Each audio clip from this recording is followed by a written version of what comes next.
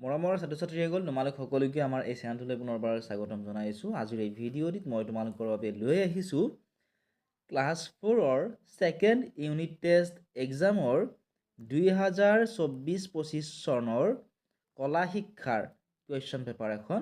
এই কুৱেশ্যন পেপাৰখনত তোমালোকক 2 ঘণ্টা সময় দিছিলে আৰু মুঠ নম্বৰ আছিলে 50 নম্বৰ। কি প্ৰশ্ন আহিছিল আমি চাওঁ আহাচোন। প্ৰথম প্ৰশ্নটো আছিল যে এটা অমিতাৰ ছবি আঁকা। এটা তোমালোকক অমিতাৰ ছবি আঁকিব দিছিল, ইয়াতে তোমালোকক 10 নম্বৰ দিছিলে। ঠিক আছে।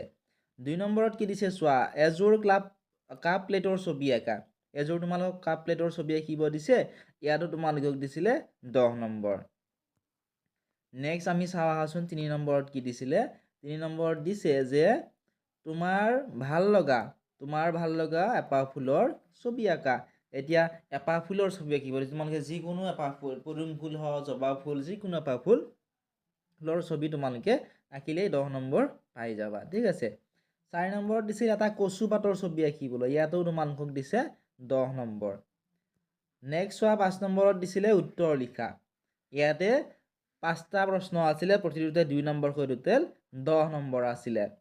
ক নম্বৰ প্ৰশ্নটো কি দিছে চোৱাচোন, তোমালোকে ভালদৰে মনোযোগ দি চোৱা।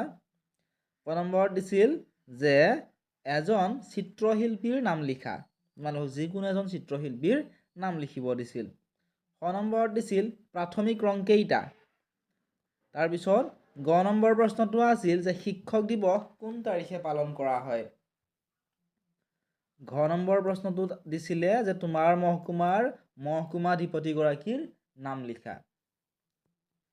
আৰু ঙ নম্বৰ প্ৰশ্নটোত দিছিল যে অসমৰ জাতীয় সংগীতটো কোনে ৰচনা কৰিছিল।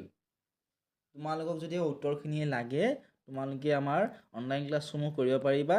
অনলাইন ক্লাছত তোমালোকক উত্তৰখিনি দি থোৱা হৈছে। অতি কম পইচা পে' কৰি তোমালোকে প্ৰত্যেকটো ছাবজেক্টৰে অনলাইন ক্লাছসমূহ কৰিব পাৰিবা। অনলাইন ক্লাছ কৰিবলৈ ডেছক্ৰিপশ্যনত দিয়া হোৱাটছআপ নাম্বাৰটোত মেছেজ কৰিবলৈ নাপাহৰিবা।